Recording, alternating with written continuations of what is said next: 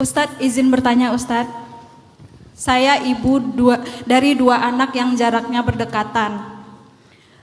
Bagaimana, apakah ada amalan di dalam Islam Ustadz agar saya bisa menjadi ibu yang sabar seperti Nikita Willy?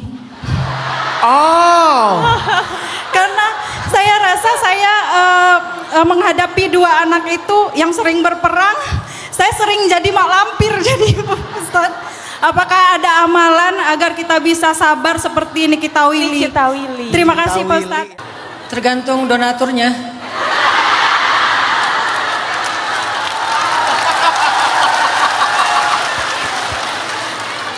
Dan ini memang konsep parenting loh.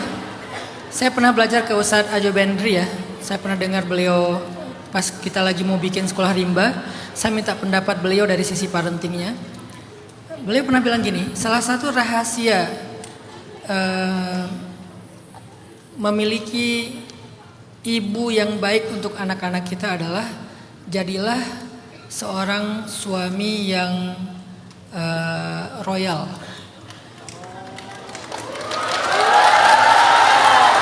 Jadi kalau bahasa Arabnya jadilah seorang suami yang jawad, yang karim. Apa itu karim? Dermawan. Makanya Nabi mengatakan jangan pelit kepada istri kalian. Salah satu rahasia memiliki ibu yang solehah, yang sabar, yang baik untuk anak-anak, jadilah seorang suami yang dermawan. Jadilah seorang suami yang royal. Bahasa Arabnya jawad, karim. Makanya para ulama terinspirasi dari banyak hadis mengatakan, wahai para laki-laki, janganlah kalian bersikap kikir kepada istri kalian. Bersikaplah ihsan, wafa. Apa itu ihsan, wafa? Kalau memberikan nafkah, berikanlah yang lebih. Jadi kalau Mbak Miti tadi nanya, apa yang membuat seorang istri itu bisa jangan jadi nenek lampir di rumah? Tergantung donatur. Nikita Willy, ini nasihat agak aneh sih. Ini nasihat versi laki-laki ya, karena harus berimbang. Kalau versi perempuannya, cobalah lihat anak itu sebagai ibadah. Ini soleh banget ya jawabannya. Cobalah lihat anak itu sebagai ibadah. Dua-duanya penting. Jadi kalian berharap donasinya lebih, nggak apa-apa. Saya nggak setuju orang mengatakan cewek matre. Kenapa? Nggak usah direkam. Saya nggak setuju mengatakan cewek matre. Kenapa? Memang cewek itu harus matre. Itu hak dia. Jadi kalian mengingatkan suami kalian nanti ketika udah nikah tentang nafkah bulanan, misalnya udah tanggal 5 belum ditransfer nih. Ingatin dia, itu nggak matre loh. Boleh, bahkan bagus. Nggak ada juga istilah cowok nafsuan. Saya nggak setuju istilahnya, wah nikah karena nafsu. Emang kenapa harus malu bilang nikah karena nafsu? Emang nafsu? Kenapa?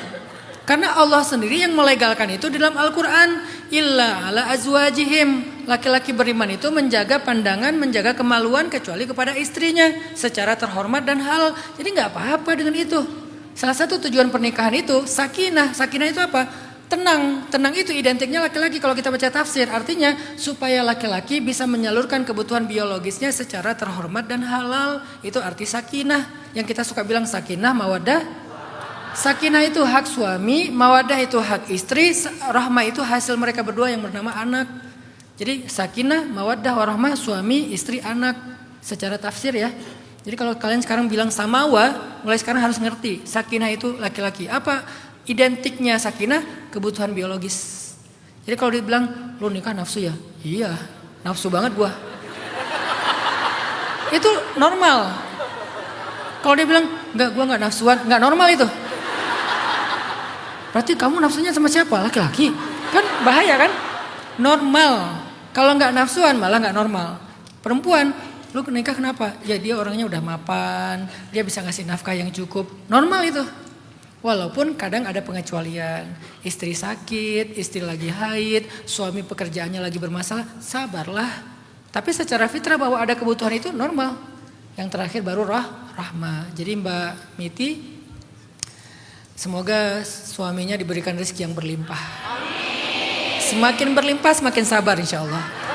Allah.